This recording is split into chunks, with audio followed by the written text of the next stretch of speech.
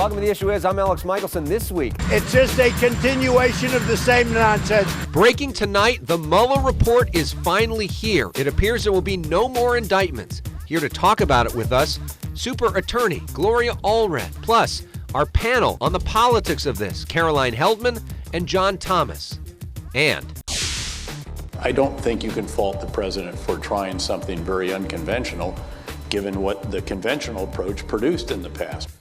our chat with four-star general and former CIA director David Petraeus, who has illuminating things to say about the world's hottest spots, including Israel, Syria, North Korea, and more. The Issue Is starts right now.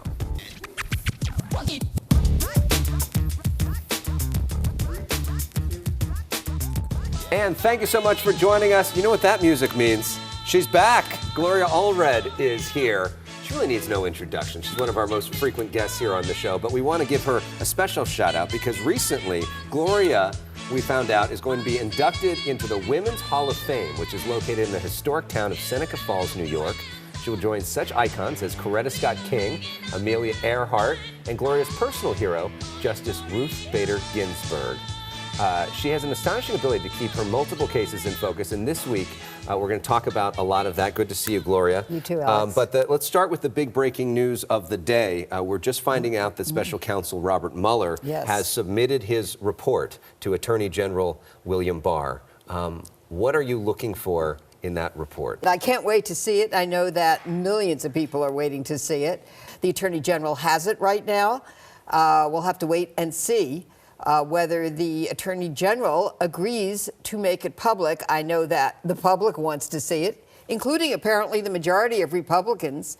The president said make it public the other day. The president said make it public, and we'll see whether he's going to stay with that.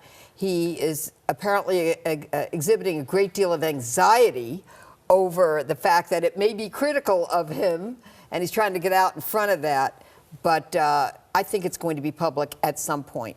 So if the report says that there is not evidence of collusion between the Trump campaign and Russia, is that the final word? No. Are you satisfied with that? Absolutely not the final word, because the House of Representatives, the majority of whom are Democrats, are going to continue their investigation.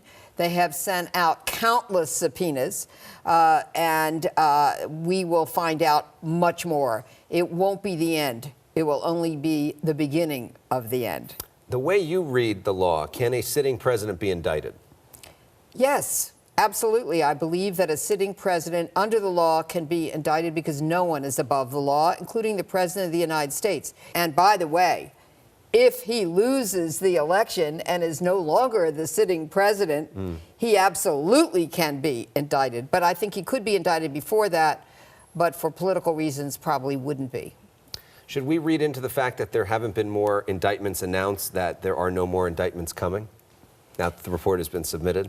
No, because even if there are no more indictments coming as a result of the special counsel Robert Mueller's investigation, the Southern District of New York is also doing a lot of investigations.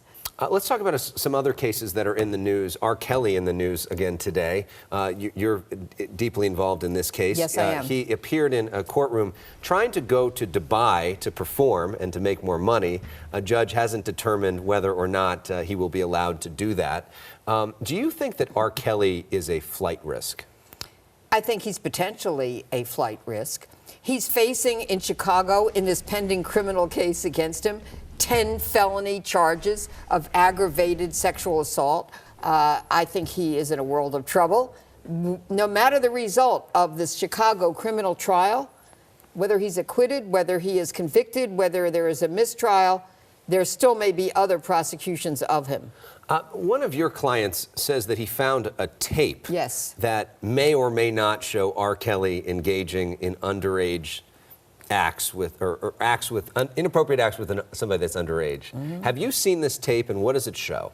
I can't comment on whether I've seen the tape, but I'm very, very proud of my clients, Gary and Sally from Pennsylvania, who contacted me, and then we facilitated the transfer of this tape to law enforcement. Gary and Sally allege that they have seen the person that they believe and have confidence is R. Kelly on that videotape, and with more than one young woman that they believe they are minors. You know, if what he's accused of is proven, he is one of the worst sexual predators I've ever seen in 43 years of practicing law. So we like to play games on this show. This is called the name game.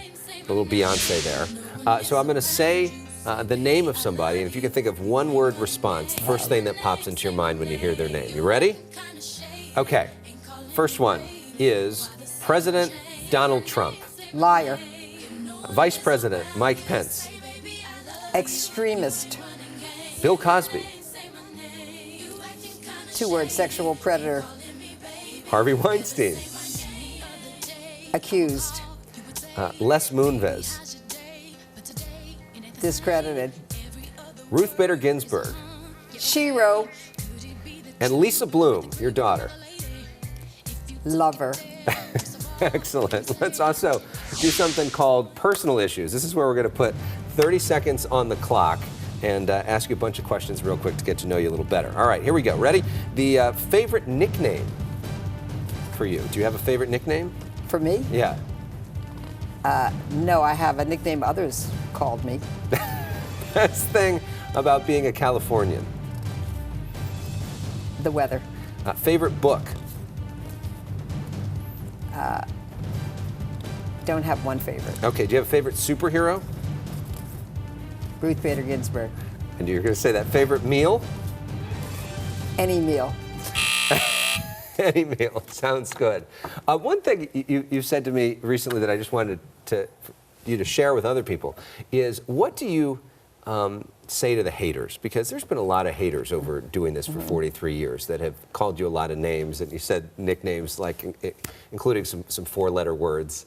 What do you say to them? If I hear them calling me the B word or the C word or whatever other words they call, they might as well just haul up the white flag of surrender, because they're telling me that they have no good argument against what I said. So I guess I won my argument. That's a great way to think about it. So we want to, we've got a bit of news for our own show here. So next week, we were going to be airing in San Francisco on KTVU. So our show is expanding, which we're really excited about. And we want to thank everybody at home for watching and for helping with this. We want to thank you as our most frequent guest in helping us sort of expand as a show as well. Congratulations. I don't usually make predictions, but I'm going to make a prediction. Yeah. San Francisco is not going to be the last stop for this show. It's going to go to New York. It's going to go to other places. It's a great show, and I'm going to be very proud to say that I was here when it just started in Los Angeles on Fox. And we also, one thing we do every time you're on is that we dance together. So we got a look at some of our favorite moments together every time. There you are with your daughter, Lisa Bloom, showing off your moves. You always show something great. And so we want to dance today, but in honor of our move to San Francisco, we thought of a different song. So we got a little Tony Bennett playing. Oh, wow. Will you give me this dance? May I? Yeah. And you like to lead, right? I do. I'm a feminist. So lead me, Gloria. Oh, okay. All right. Can I twirl me? High on a hill. Back with our panel right after this. It calls to me. It's just a continuation of the same witch hunt. They know it, and behind closed doors, they laugh at it. So that was President Trump talking earlier today, before we learned that Special Counsel Robert Mueller has submitted his report to the Attorney General after 22 months. It's finally here. Here to talk about it is our panel this week. Caroline Heldman, professor of politics at Occidental College, specializing in the presidency, media, gender, and race. She's the author of the book, Rethinking Madam President. Are we ready for a woman in the White House? John Thomas is the founder of Thomas Partners Strategy, described as a full-service Republican media strategy and crisis communications firm. He is the host of the Thomas Guide Show on KFI AM 640 and is also the station's official political analyst. Welcome to you both. Good to have you Great here, to be here on a night of huge breaking news, this report that everybody's been waiting for. What are you looking for now? Well, the real question is if it's going to be made public or not, right? If there is enough in the report to move on impeachment, I think that we will see the House move on that immediately. But I have some questions about whether or not we will actually have enough, Democrats will have enough to move forward. If they do, action will be immediate. If not, then it really becomes a question of whether or not there is enough here for perhaps other jurisdictions, like the southern jurisdiction in New York, to move forward against Trump. At the end of the day, though, the thing that I am most concerned about is Donald Trump stirring up strife and encouraging people to be very upset if they find something on him. And there have been, 34 indictments? So it's not that there's nothing there, but I'm a little concerned about Donald Trump's rhetoric around this and how he will respond if they actually do find either collusion or obstruction of justice.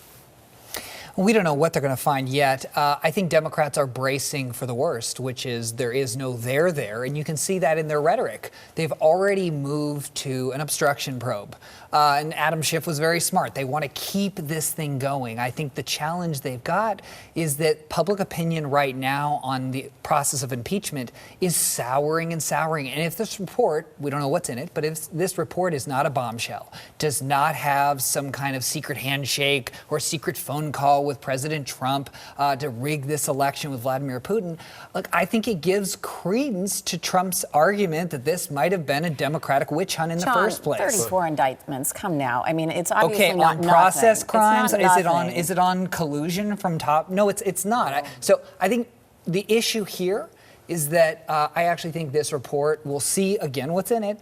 But I think most folks in Washington are bracing that this might be, I hate to use the term, but a bit of a nothing burger as it relates to the president himself. But the issue is more of a political one.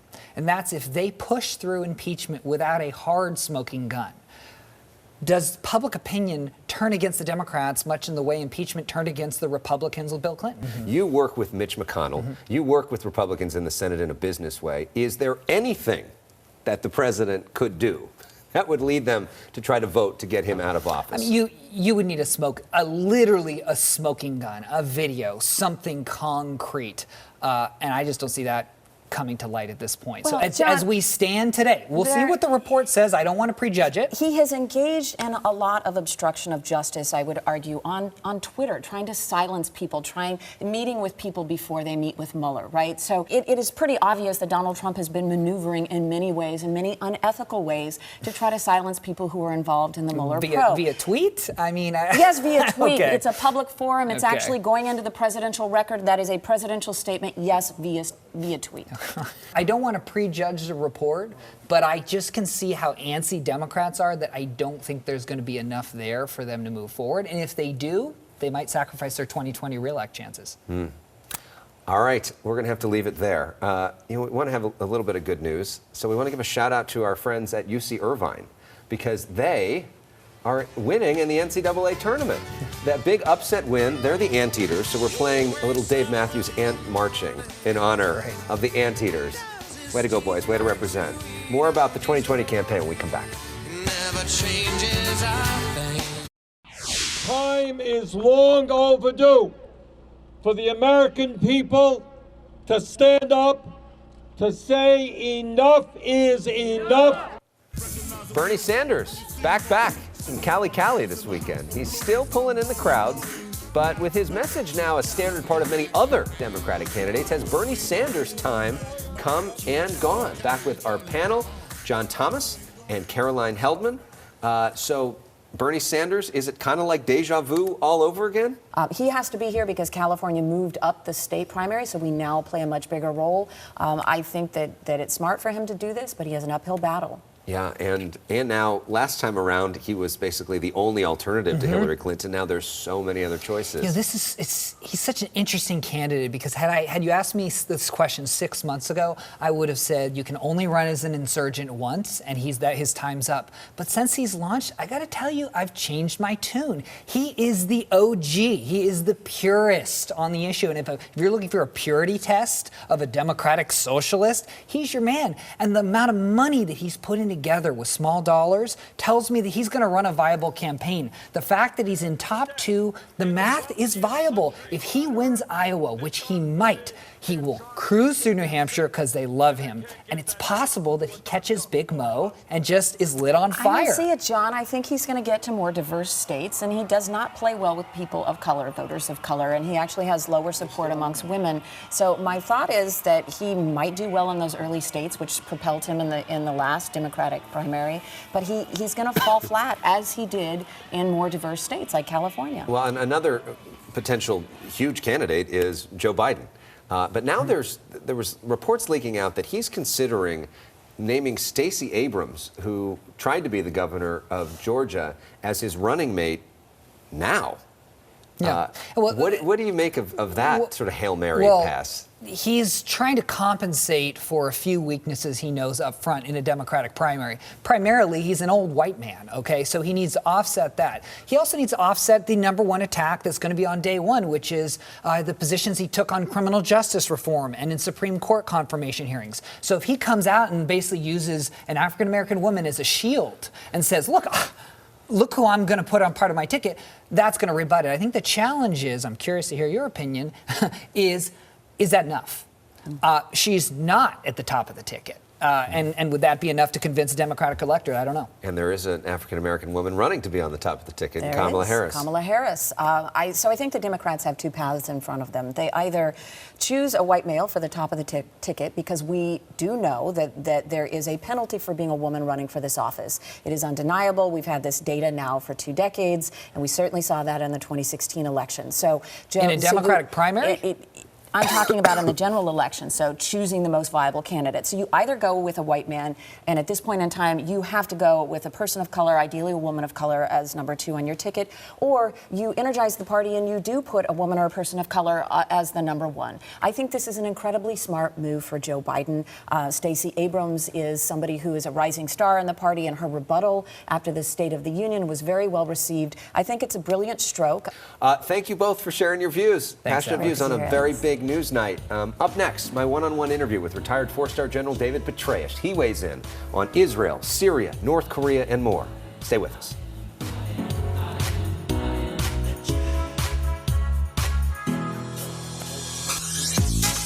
Welcome back. David Petraeus is perhaps the most famous military mind of his generation. In an exclusive interview, we talked with him about some of the most complicated and important hotspots around the world.